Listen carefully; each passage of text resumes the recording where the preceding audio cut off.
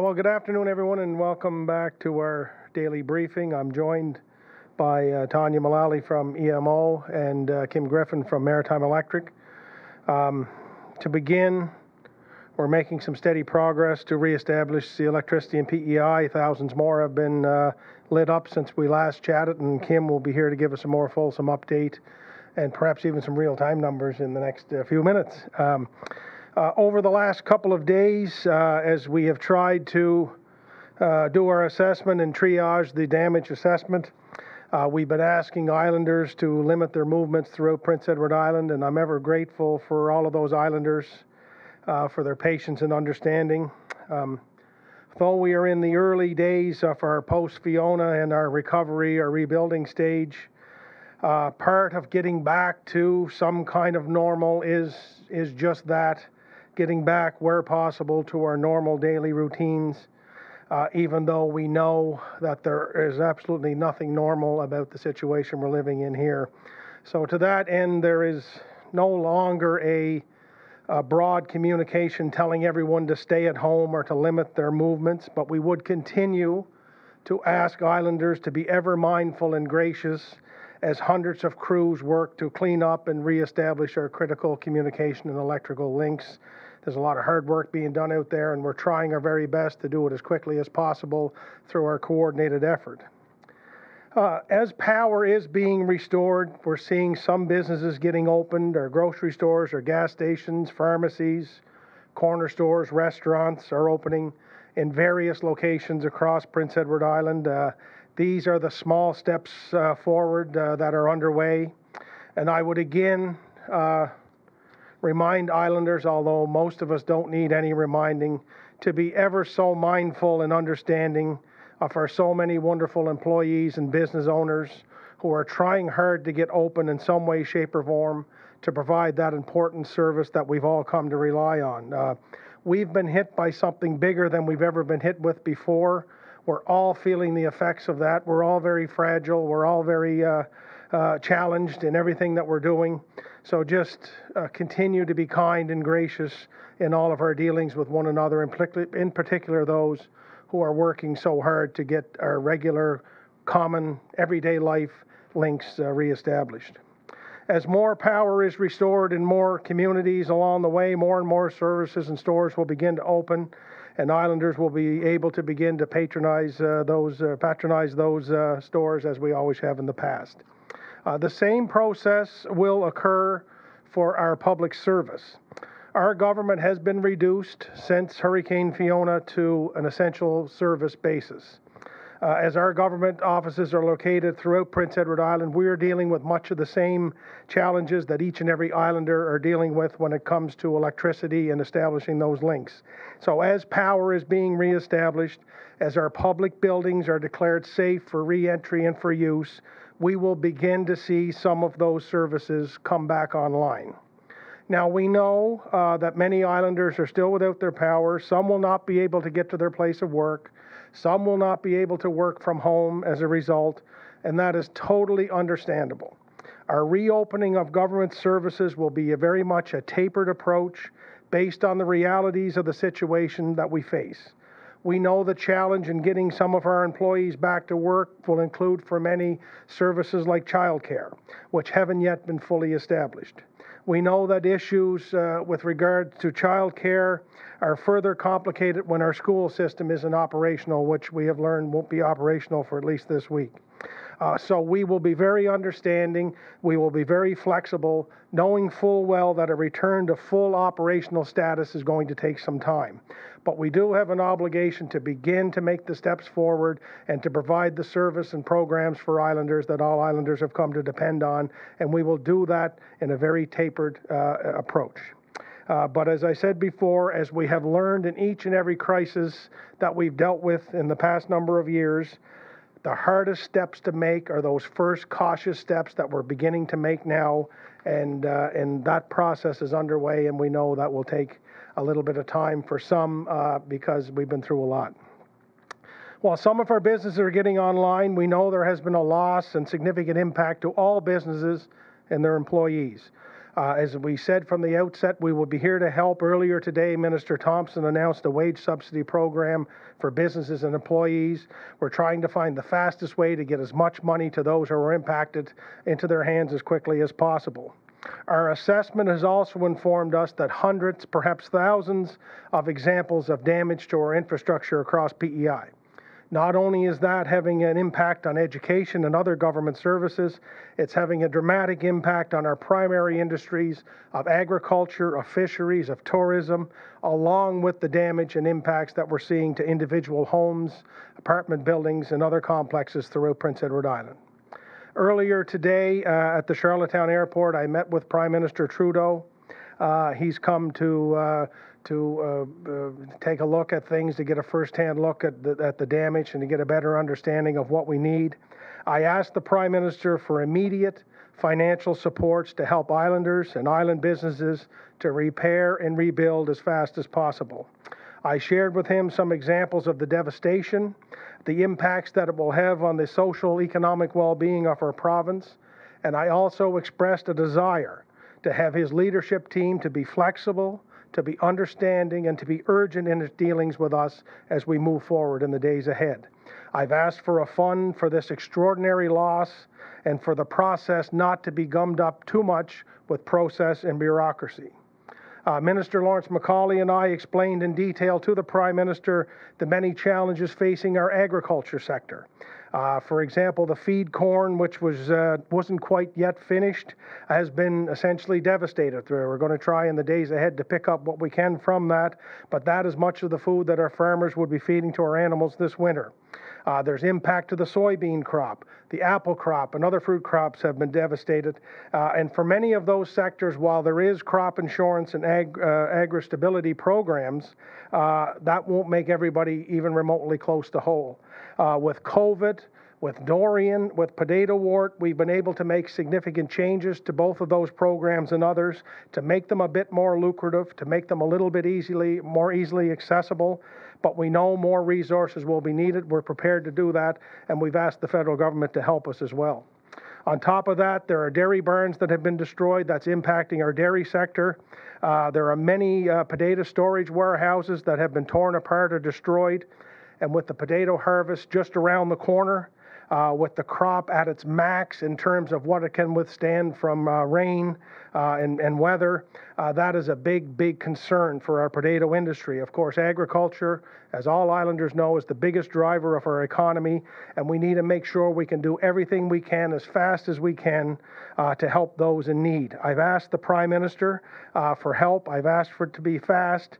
And, another issue that I raised, and not to digress about the challenges that we faced last year with potato wart, but I told the Prime Minister that in normal times, if we had a challenge with storage in Prince Edward Island for whatever reason with potato storage, we could often rely on our counterparts in New Brunswick or other jurisdictions to help store part of our product before it goes to market. But with these crazy regulations that have been inflicted upon us by CFIA, we're not able to move those products out of province because there are soil on them. You can't wash the soil off and store them because the potatoes will break down in storage. So not only are we tangled up with all of this mess, Fiona and its impacts, these silly restrictions that have been imposed on us for reasons that we can't understand could potentially have a devastating impact to our potato industry and will only continue to add to the chaos that our farmers have been dealing with. So I've asked the Prime Minister again to see whatever could be done to help us get back on track in that regard. We're going to work as hard as we can, as fast as we can to help those in the agriculture sector. I also provided an update on fisheries and the impacts, which are massive. Our fishers haven't yet finished LFA 25 fall season. Most of the boats were taken out of the water before Dorian in advance, of Fiona. I'm mixing up my hurricanes. In advance of Fiona, and now the logistical challenge of getting those boats back in the water is a little bit more dramatic than we thought, with trees down and all the other challenges that we're dealing with. Our mussel industry has been hit hard. significant damage to the crop and the water. A lot of the mussel lines are a bit of an entangled mess right now. There's concern with spat, which is the seed for the future crop. Lots of concerns there. And as islanders know, Prince Edward Island supplies about 85% of all mussels to North America. So that's a big industry for us. Oysters as well, which has been a tremendous growth sector for our fishery and for our economy. There is significant loss, and we're going to have to need to be there with immediate help, not just from the federal government, but from the provincial government as well. Because unlike agriculture, there aren't as many or any of the crop insurance programs to the full extent that we see in the agriculture sector that are available to fisheries and aquaculture. But that industry does employ hundreds and hundreds of islanders. It feeds millions of Americans, and it provides, or North Americans, and it provides millions of dollars to our island economy. So we need to be there to help, and we will be as fast as possible. Many of our wharves are damaged and destroyed, and the list goes on. The Prime Minister understands the magnitude of the damage. He was very gracious in his desire to help and to be as helpful as possible. And the immediate need from the federal government, he said to us, and he has reiterated to us, we'll be there and we will work together to make our way back. So I thank the Prime Minister for his visit. But before we did depart, I did raised with the Prime Minister my desire as Premier to see a pause in the removal of the COVID exemption that has been provided by the federal government pertaining to EI zones in Prince Edward Island. As of yesterday, a COVID exemption ended, and we are now back to what we have come to know as the 2 EI zone regulation and PEI. And while the Prime Minister is right to suggest that the COVID plan was a temporary needed measure, I asked him to reconsider, because I don't think the time is now to make it harder for people to access EI at a time when hours may be challenged because of impacts caused by Fiona to our tourism sector, to our fishery, to our agriculture sector, and to other seasonal businesses that drives our island economy. I don't think it's fair right now for islanders to have to deal with that, having to deal with everything we're dealing with that on top. So the Prime Minister heard what I had to say, and he will take it back to his people to see if there's anything we can do to get islanders through this. But I know that's a lot to unpack here. I wanted to share the visit I had with the Prime Minister and to give an update on things from that perspective. And with that, I'll turn it over to Tanya from EMO for a daily update. Great, thank you, Premier. So I guess my comments will be somewhat brief and short. We're day 4 post Fiona. And things are moving, as the Premier already noted, that we are making kind of incremental steps each day. And every day when we're hearing more grocery stores open and gas stations and power being restored, it's just kind of evidence that things are moving in the right direction. Our priorities, with that said, still remain as clearing roadways to allow and enable power restoration safely.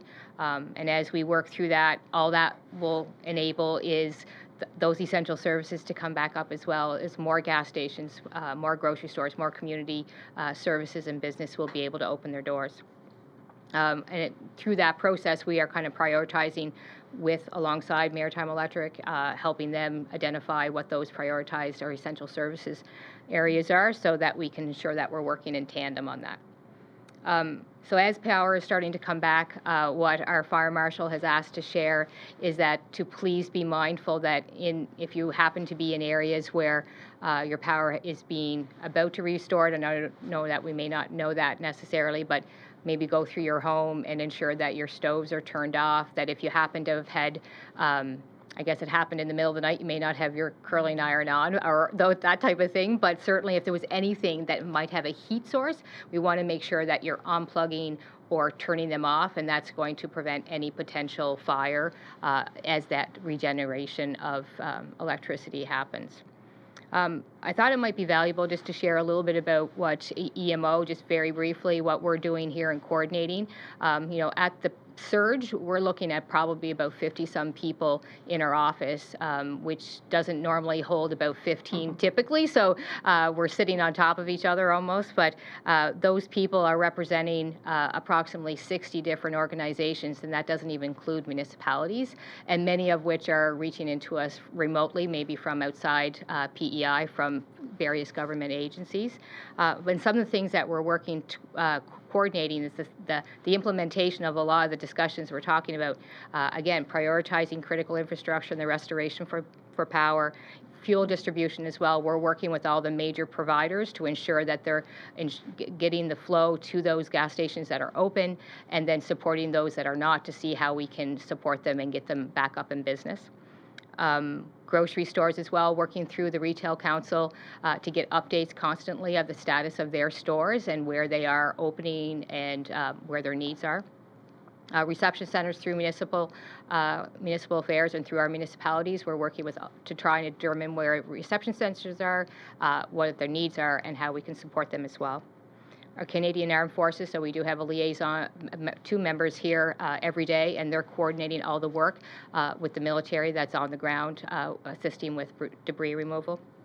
And then we have Samaritan's Purse, Ground Search and Rescue, and Team Rubicon, who are now deployed out into the communities, and they have representatives here working with our staff. So again, we're prioritizing and coordinating all their efforts. I think that will probably end my quick update, and I will hand it over to Kim to speak to Maritime Electric. Thank you. Thank you, Tanya. Good afternoon. Thank you, Premier, for inviting me. I guess I just wanted to start by just extending our thanks to so many people in the public service. It's absolutely incredible, the behind the scenes and the dozens and probably hundreds of people that are working on every aspect of this storm restoration, as well as with Maritime Electric. So our crews and our team sincerely thank you for that. And one truly doesn't appreciate it till you're off the street and seeing behind the scenes and seeing every single government department mobilize to try and help out their neighbours and islanders. So I've witnessed it firsthand.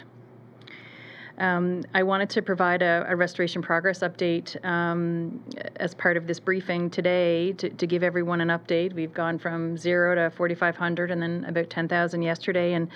And right now we've been able to restore about 21,000 customers across the island. We have 99 crews working now on Prince Edward Island, and then there's additional other people that are helping our crews in addition to contractors working hand in hand with the Department of Transportation, police services, as well as armed forces, etc., that have really been instrumental in helping our crews. As well, we are projecting that we're going to have confirmed up to 127 crews by tomorrow. I did want to mention the particular thanks to the province and to City Police in Charlottetown to help us. We understand that it has been challenging for many people on the roads, and we are asking you to continue to exercise extreme caution around our crews and just be careful. I think I mentioned it yesterday, just with not all the lights on, etc. We're looking for people to help us manually do stop and go, really, on the roads and highways across PEI. So we appreciate that in our crews. We had one crew, or more than one crew actually, telling me even things like North River Road, which would take them a couple of minutes, was taking them 45 minutes to get down. So anything we can do to improve our restoration efforts, we're doing that.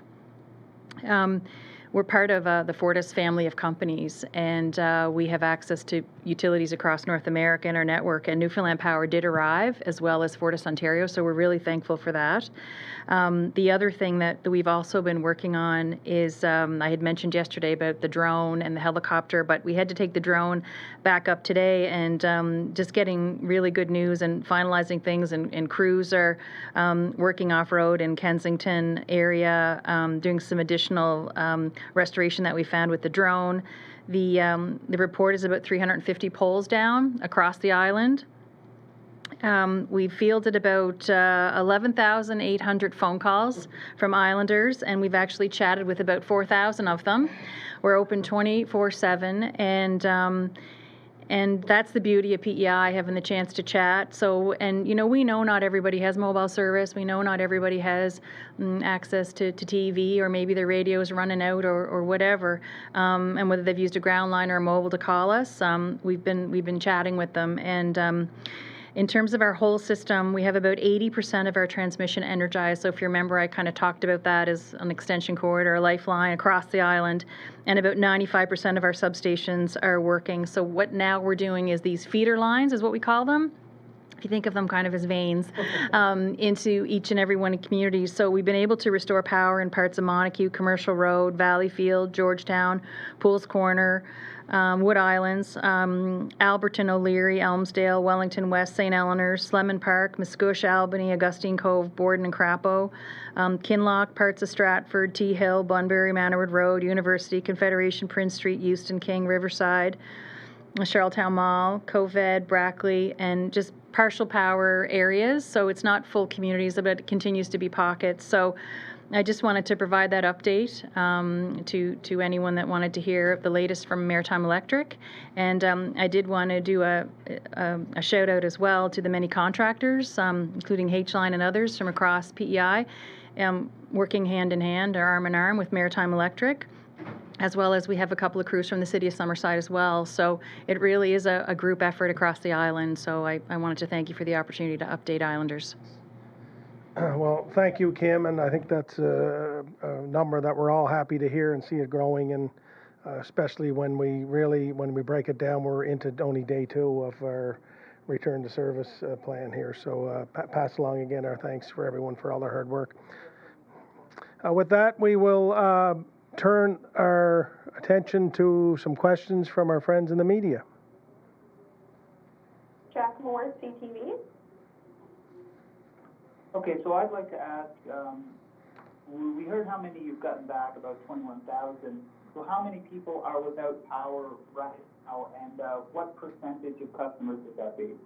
It's about 62,000 that are without power. I'm not sure by community, but I can send you that percentage if you want it broken down by community or substation. No problem. Okay. Second, we've been talking a lot about critical areas. That's obviously an area of focus for you guys. Are those critical areas restored yet? I'm sorry, Yeah. I didn't hear you. I think critical areas, is that, Jack, do you want to repeat that question? You broke up there at the end, please. Yeah, sure thing. I'm having cell issues, like Okay. unfounded.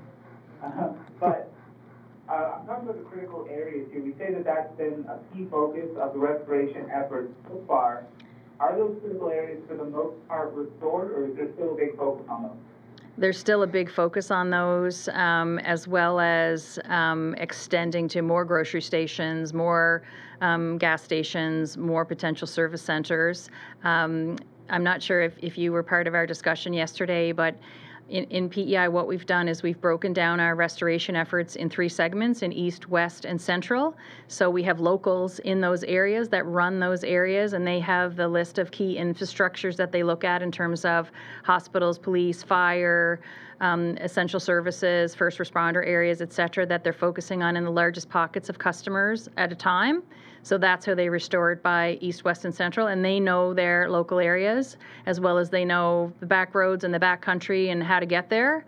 And so they're focusing on that, and then we do updates with them every 4 hours or so at Maritime Electric. Excellent. Just one more. Now that power is coming back up, could you talk about how people should behave? I'm sure people have gotten used to walking over downlines and near downlines.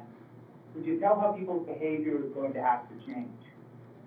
Well, I'm glad you brought that up because we're still in strong restoration mode. I would probably not characterize it as power's back up yet because I think we got a ways to go here.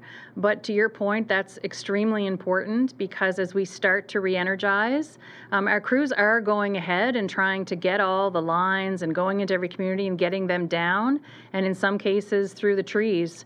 So that's been part of, as the Premier said, we're kind of day 2, day 3, really. Like when you think about restoration, we're, day 2. I don't want to throw numbers around to be different days than anybody around the table, but, just in terms of how we're looking at it, right? So I think that's the really scary part, is if there's lines down and we start to re-energize. So that's my most terrifying thought through this event and through this storm, is if this happened to anyone that was near power lines. So we are continuing to ask people to stay clear of them as much as they, we don't want them anywhere near them. And our crews are trying to get in and clean up as quickly as they can in all the communities as they re-energize. That's all for me. Thank you. Thank you, Jack. Julianne LaCachera, Radio Canada. Hi, good afternoon to everybody. My question is for Kim Griffin. Kim, I would like to know, like, you did a lot of assessments for the past few days. Do you have roughly an idea, a target about, like, all of the islanders will get the power back? Did you set up, like, a day, a target goal in your mind? Bonjour, je ne parle pas français. I apologize. I wish I could speak French. I apologize in advance. I would love to say the powers today would be my goal, but that is not going to happen. And I think that the assessment, to answer your question specifically, that we focused on was the piece on the transmission, but finding out how many power poles were down across PEI. So that was a key component of the work that we did, and the crews have their assignments in each of their territories and their areas to get the power back on as best as they can and as quickly and safely as they can. So what I've committed to is a day-to-day update, or a daily update at minimum, to provide the update on our progress. And over the next couple of days, I sure hope I may be in a position to talk about a little more on restoration.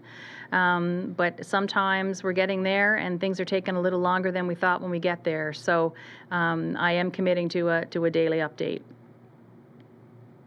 Many people are running to the stores to buy generators. Can you say to them, like, you don't need to run to stores, power will arrive soon, or maybe, yes, it's a good plan to buy one? Oh, thank you for that. No, I can't even keep them off the road. So I'm not sure what I would say other than we are encouraging, where possible, that the local shelters and communities remain open. The largest concern, in addition, of course, to having fuel and or having food, is the charging of electronics and devices from our customers. We're hearing that from a lot of people. We've become so much more reliant on technology. That's probably the number one complaint. I remember the first storms I ever did, people used to put on their wood stove and say, it's okay, I'm hardy, get back to me when you can. And now it's, I only have 5 hours of battery left and you're in trouble. So, and I completely respect that. I don't have a generator. I don't have power. I don't think I'd answer about whether you should get one or not.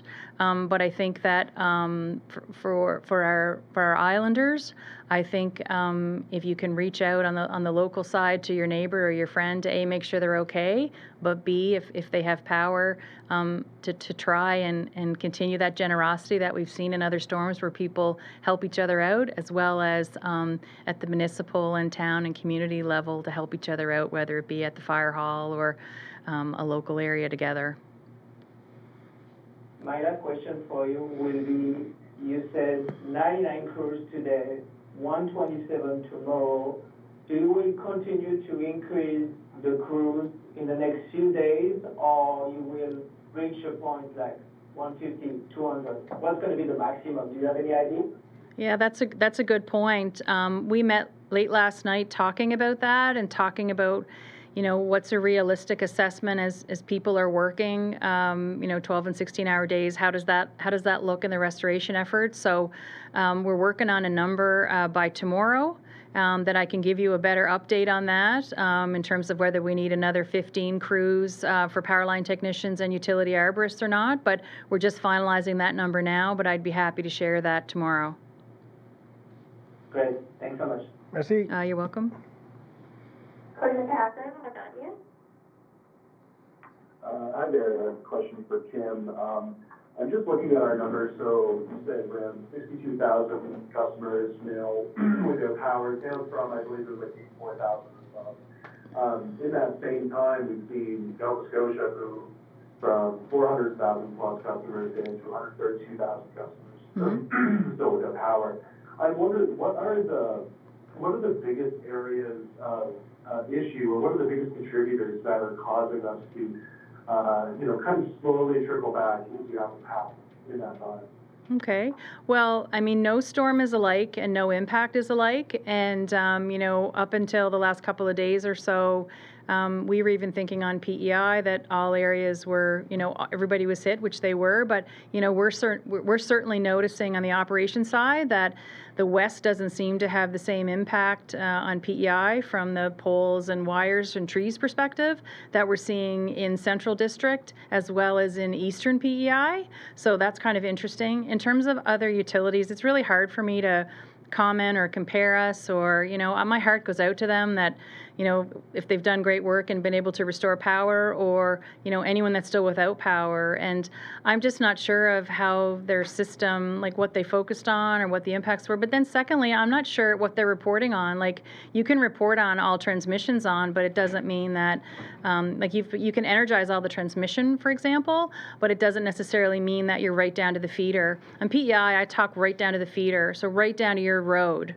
I'm not sure how they talk, but that's how I talk, because if we've got our big substations on, but you're sitting at home and you don't have it on, it's hard for you to really get what's going on, and maybe it's a different experience. I like to talk right down to the road, so I'm not sure how they talk about it or if they have that impact. In terms of our outage map, once again, I do apologize. We've been doing some work on that, but the thing is that we've rerouted power in a lot of communities. I don't know if you remember MacGyver, or I say jerry rig it, and the engineers go crazy. But what I say is, so that people understand what we're speaking of, is there's times where we are rerouting power, and so the way we set up our outage map is a different route. So you could be sitting on Pine Drive or Blooming Point, my hometown, and say, my gosh, the outage map is showing that you're on but you're off, and that's because we've rerouted and we haven't gone back and changed the map. So I hope I've answered your question. I'm doing the best I can on that, and I get where you're coming from, but that's the best answer I have. I just add to that. Sure. My question was more or less like, what are what are the bigger contributing factors to our power outages? Is it the fact that we have so many trees down? Is it the lack of crews? Is it a lack of supplies, right? Like, we still have poles on the way, or still waiting on those, kind of that kind of stuff. Let me jump in first. Okay. I guess first and foremost, and good point clarifying on that. I appreciate that. I mean, it's absolutely thousands of trees that have come down on our line in our system, much like it's coming down on people's houses, in their yards, the clear devastation across PEI. So that for us has been the absolute number one contributor, is beautiful old trees coming down and knocking down our system lines. And in some cases, we have about, as I said, 350 poles that are down. So that's been the number one issue. We have more crews than we've ever had before, and we just have to make sure that you can be in a point where sometimes you have too many resources. So we have to make sure, the industry that we work in, that we are doing the best that we can, but in the safest manner at all times. And so for us, that's what we worry about at night. That's what we think about. So for us, we're going to continue to add crews as we finish our assessment in terms of number of crews that we need. But we have a pretty good indication. We have more than ever before, and they're fully utilized and busy. There's no downtime. And so for those crews, and as well as resources, we did get a couple of tractor trailer loads of poles, and we've been looking for some more sleeves and wires. I think most of those have arrived as of this morning.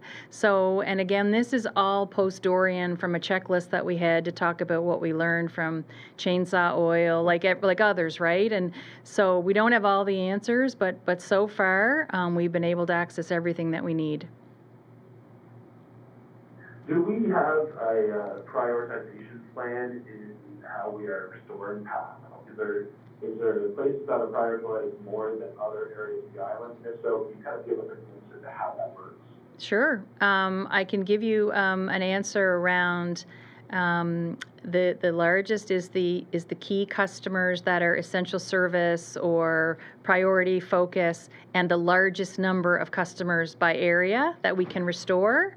So when you think about it, as we're restoring lines, the last group of customers to come on will be as we send crews to individual outages.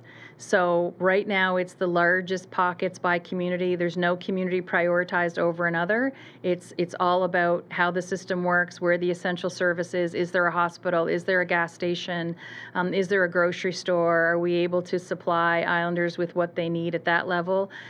Today I was going through the list of farms, livestock supply stores. That's what we were talking about this morning. We were looking at other critical infrastructure as deemed by the province. So every storm is different and every restoration. So you couple that with how bad's the impact. And we reassign crews or move crews as they're needed, and that's how we're running the storm. Excellent. Question for the Premier. You mentioned that we're no longer asking people to stay home. However, we have power lines still down across roads. We have trees down across roads. I'm wondering what has changed from yesterday when we said stay home is not safe to today? Well, I just think we're beginning to make those steps back, Colin. That they say we have to make cautiously. That doesn't mean everybody has to stampede out and run around and do everything. I think we also have to live in the reality of the world we live in, and that not everyone was heeding that advice. Not everyone was staying at home. And we do have to understand that people have been locked up for 2 years with COVID, and we have to allow them to begin to move around. And as I said yesterday, if you need food or if you need water, if you need other items, then you have to move out to look after yourself and your family. What we continue to ask people to do is to be careful, is to be mindful, is to be understanding. If there's a crew working down a road, don't drive by the road. For example, give some space, give some time to use some common sense, which all Islanders have and are able to exhibit and have exhibited for a number of these different crises. But, the hardest part of this getting back is making the first few steps, and people are prepared to make those steps. If you're not, you should stay home and be a little more patient with yourself, and we'll be understanding with that as well. But human nature being what it is, we have to start to turn into recovery, into rebuilding, and to make the steps forward, and that's what we've been saying for the last day. And last question, one of my colleagues' mothers tried to call a long-term care home to give an update on their husband who was in there, but they could not get through that home through the landline. I'm wondering, what does the province say to those residents who are lacking just any kind of connection to the basics of communication or those tools that allow them to do that? Yeah, I certainly feel for everyone and anyone who's in that situation. That's one of the challenges with the devastation that we've dealt with and we're trying to recover from, is that the things we used to take for granted we're not able to do. We're trying the best we can to get reestablished the links with everybody. We don't want that to be the case, but unfortunately that's the reality we're in. I know we're trying through our cabinet committees and other efforts to make sure all of those individuals are looked after and all of the issues that we can are addressed. And I would just say that my heart goes out to them. We're trying hard to make sure that this can be put behind us as quickly as possible. And I would continue to ask for the good nature and the patience and understanding of Islanders as we work through this. We've been hit with quite a mess here, and it's in the very early days of making our way back. Thank you. Thank you. Mr. Campbell, CBC.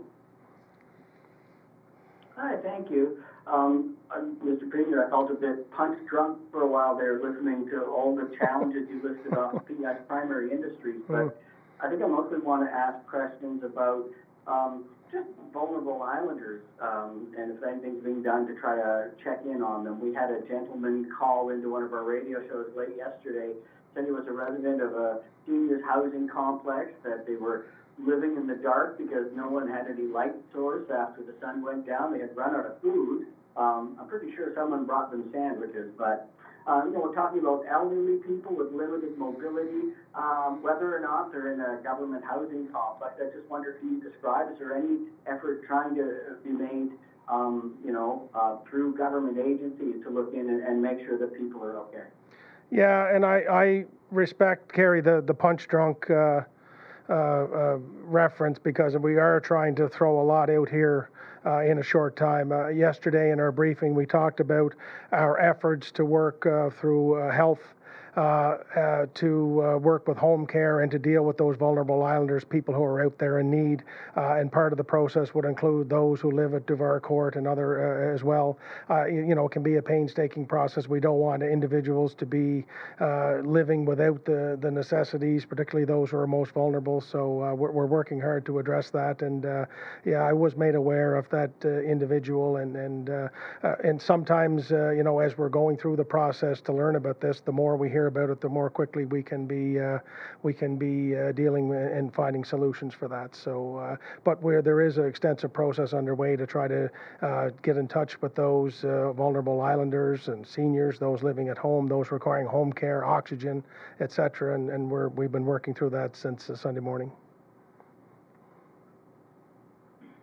Okay, and I don't know if there's, if you can speak to, how far along we are in terms of trying to connect with all those folks. The other thing I just want to throw out there is the forecast is calling for things to get pretty chilly come Thursday night into single digits. I'm not a doctor, but I follow it on Twitter, and he said under 12 degrees, you can start talking about the risk of hypothermia. Again, we're talking about people that are not necessarily mobile to get to the warming shelters during the day, and I don't know about night. Is there any talk about, support for people when those colder temperatures hit? Yeah, I mean, part of what we've been trying to deal with, and some of the questions from your colleagues in the media about how fast can we get power, the race is really against ourselves, and the race is against the weather and Mother Nature, along with all of the impediments that the maritime electric crews are facing in their rebuild. But, we have our warming stations, we have our locations across PEI where we're trying to get people to gather. I mean, one of the things about hurricane season is not long past hurricane season, you get into weather in the fall and colder, and then there are people, 61,000 people right now without electricity and likely without a source of heat. So that's part of the race we're working on. Our social committee, our social cabinet committee is working to address some of these challenges, knowing that the colder weather is coming. We watch the weather as well, and we know that we're going to try to do everything we can to find some space for those who may need it and to address as many of those in need as possible. I wonder if you can provide any update in terms of injuries, fatalities. I know we got a little information on Sunday, but I don't know if we ever had all the details around the death related to generator use. Anything else like that? Any injuries related to cleanup or, falls from people trying to clear off the roof, things like that?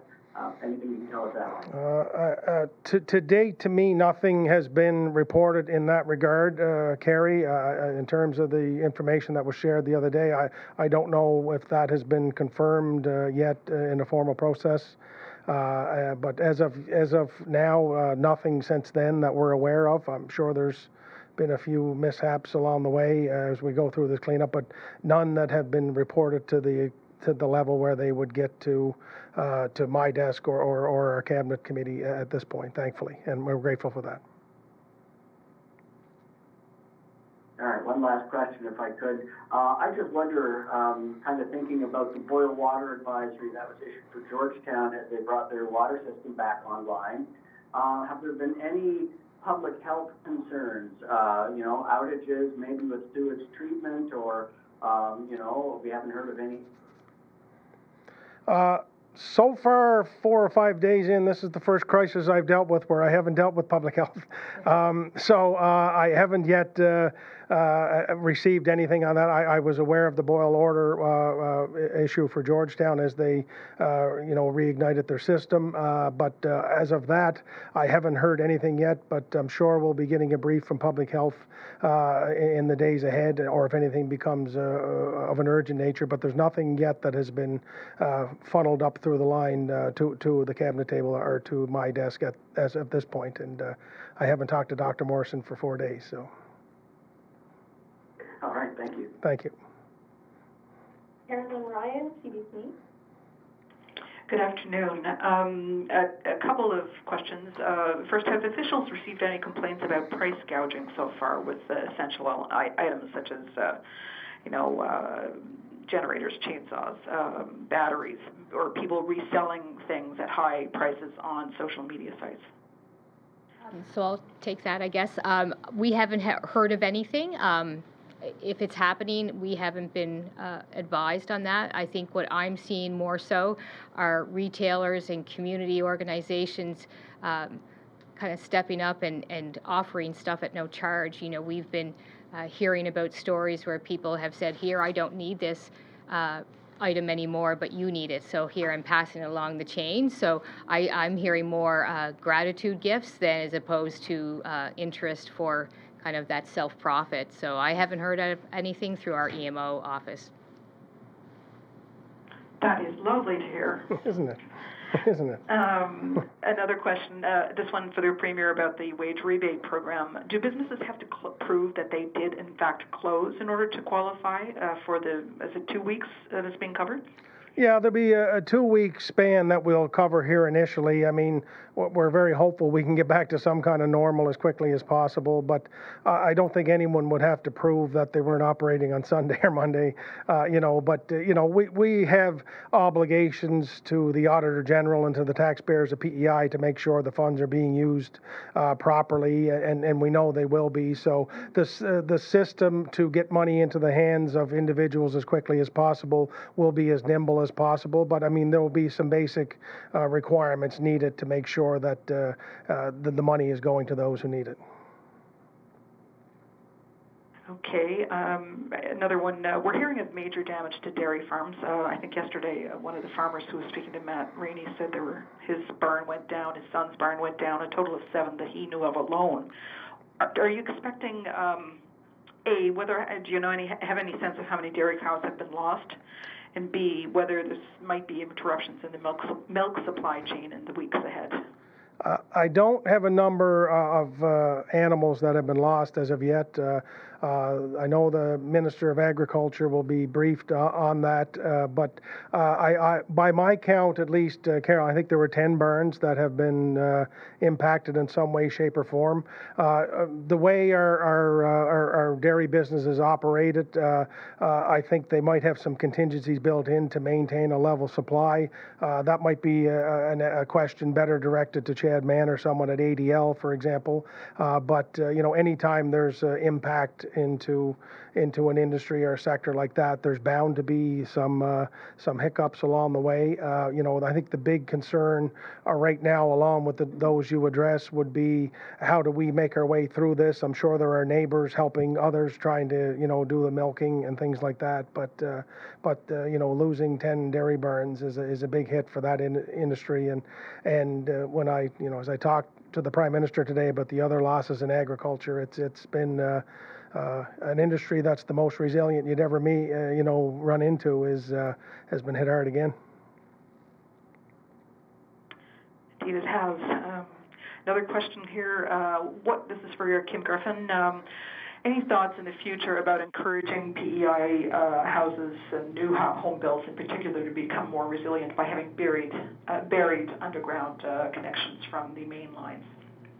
Oh, that's a good point. We certainly hear and are asked that question quite often about underground power lines. And you'll see across PEI there are some subdivisions and different areas that have the underground lines. It's just the pricing differential between underground versus the structures that you see across the island right now. I don't have the exact number in terms of the differential. I think it's about 8 times to 12 times more expensive, but I could confirm that number specifically. So it's basically been more of a cost issue. We're actually doing a climate change vulnerability assessment right now that we're looking out for the next 30 to 50 years in partnership with the province to actually take a look at that in terms of system hardiness and what we should be doing across our system, and kind of a low, medium, and high. What should that look like? So that's certainly something that we're looking at from a costing perspective, but also just from a climate change perspective as well. Carolyn, I could just add that one of the things the Prime Minister and I talked about briefly today was the fact that events like we had on the weekend used to be once in a century, and now they're more than that. And part of our plan going forward with climate change and adaptation will be the federal government, the provincial government will have to work more closely with our utilities to try to look for options such as that, because this would seem to be, because of the changing climate and everything else, something that we're more likely to be dealing with more regularly than perhaps we had in the past. So, there is a cost, a significant cost that goes with that. But as we talked about just briefly, the cost that we're incurring here is large too. So we have to find a way to meet this in the middle somewhere and begin the process to look at options such as that. But I appreciate you raising it. It's a good point. You remember how... This is the last one. Okay, sorry, I was just going to comment on ice storm. Sorry, I was interrupted somebody? No, I just said to the Premier that, if you recall the ice storms, if you look back historically, how farmers and neighbors and islanders were helping each other. From that perspective, it was really ice storm related and snow related, and some of the things that we're seeing is more high winds and these types of events that are probably going to impact us even harder in the future. So. For sure. One last question, and you may not have an answer to this, but there was a missing man in Little Sands that the RCMP tweeted about on Sunday, yesterday, saying he hadn't been seen since September 25th. Do you have any idea whether that is storm-related? And if not, we can try to make some more calls, but wondered if you'd heard that. I haven't, Carolyn, but I think I would take this offline quickly and talk to Tanya and some of her officials at the table to find a little bit more about that. That's disturbing to hear. So we'll endeavor to find out more about that. Thank you very much. Thank you. Rachel Collier, The Graphic. Hey there. I hope you can hear me. My cell service has been in and out here. I guess my question was also related to underground power lines, which you pretty much answered. So I guess we'll just move on. You mentioned 350 poles were affected. I think I just quickly Googled, and in Dorian there was 97 poles down, and it cost about $3 million to repair. I'm curious, do you have any estimates of how much repairing all those power lines will cost? I don't at this point. The ice storm before that was, I think, 400 poles. So I do have information from past storms, but in terms of our restoration efforts at this point from Fiona, I don't have a number yet, but I will. Okay, right on. I guess since you're talking about the potential of getting sort of underground power lines, I'm curious if there's any, Premier King, if you have any sort of goals for that moving forward or anything concrete? Well, I guess my overarching goal would be never have to deal with what we're dealing with again, and anything we can be doing to help with that, we would like to look at. I've been saying, I was elected in 2019, I've been saying since the very beginning that you don't need to tell islanders about climate change or whether or not it's real, and we deal with it every day. And we've tried to be one of the leaders in that regard in terms of our adaptation and moving off of our reliance of fossil fuels, and that continues. And I think one of the next steps, kind of in many regards, the white whale of climate change adaptation are things like we're talking about. How do we change everything, how we've done it, and implement systems that get us off of how we've done it before? And that's a big challenge. But I'd be very open to working with our utility, with our federal government. We have the PEI Climate Change and Adaptation Center who could be helpful in getting things like this initiated and figured out. So I think I would be very open to trying to make these investments, but knowing that it will take a considerable amount of time and money to have every line in Prince Edward Island under the ground. That's fair to say, but we could begin with a step and keep going there. But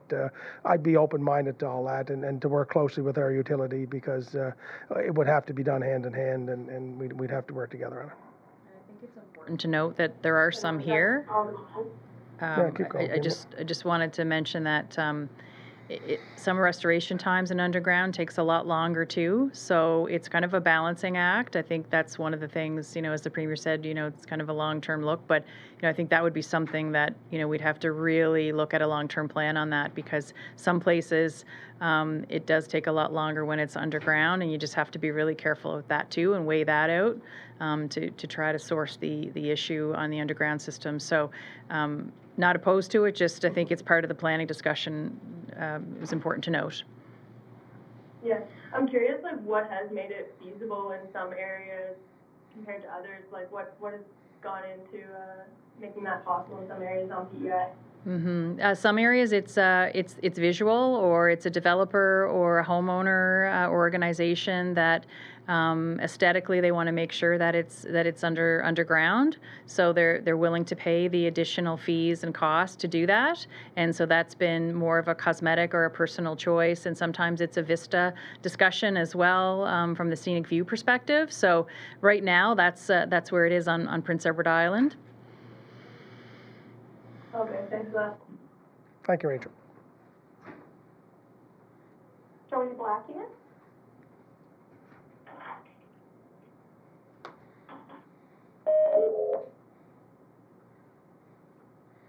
You there, Joe? Hello? You there, Joe?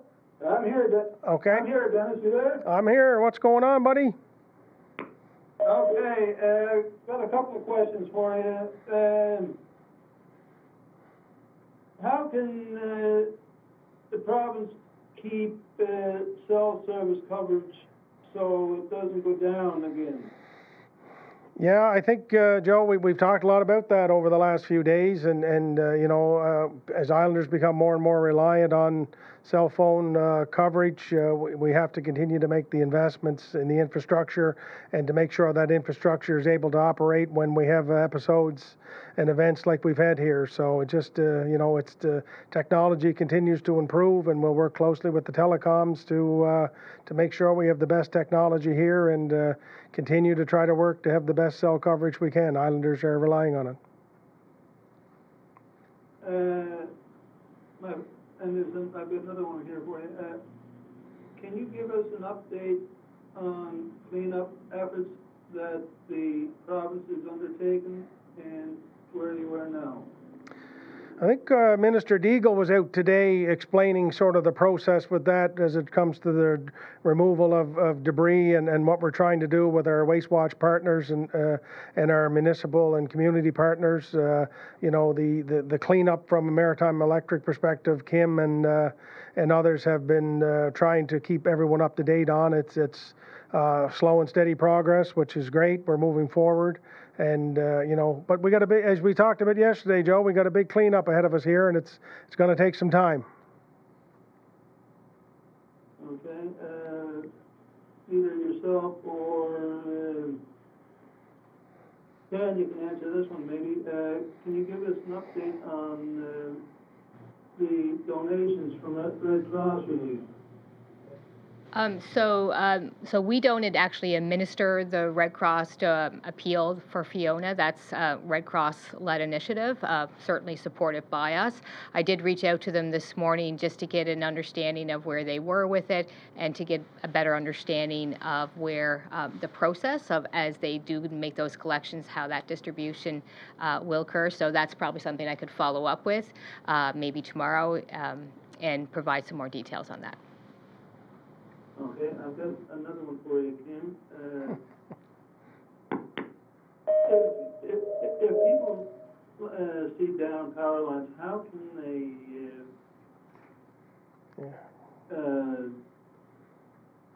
go report them or make their way around them without going over them?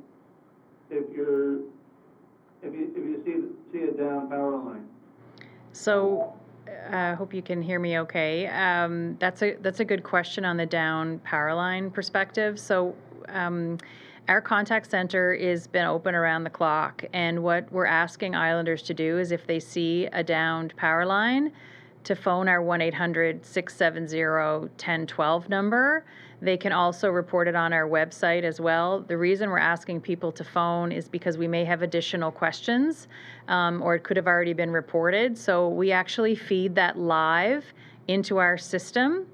And then our crews are each given a list in East, West, and Central that breaks down and prioritizes. So, for example, if it's emergency, if they need to get to it, and we send a crew there to do that assessment. So that being said, you can imagine with the number of lines down, the number of reports that we've had, but that's been part of our early days, some of the work that we've been doing. So the crews now have been really focusing on making sure they're getting in there and either removing those lines and restoring power, as you know, but also trying to get to every single place. And that's been part of the efforts as we begin to restore power. So we are asking customers to continue to do that and call us on that number if they can. Have you heard of any, has your crew heard of any horses or cattle being impacted with the outage? Horses? I have not. I could check with our contact center to see if there's been any reports. I don't have any reports on that specifically. I would like to think I would have known that, but I can double check on that if you would like me to do so. I can do that. Yeah, that'd be great. It would be nice to know, because I think I heard a few other reporters mention that. Okay. And how have you gotten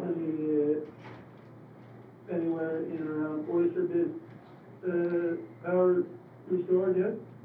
Or nearby areas? I'm not sure if Oyster Bed is partial restoration or not, but I can check, and I'll get your contact information on that and give you those two questions and answer those offline if that's okay. Sure. Okay. Thanks, Joe. Stay safe, buddy. Thanks. You too. See you, bud. You know. That's all the questions we have for today. Thank you very much, everyone. Kim, Tanya, and all Islanders. We'll touch base tomorrow or sooner. So thank you.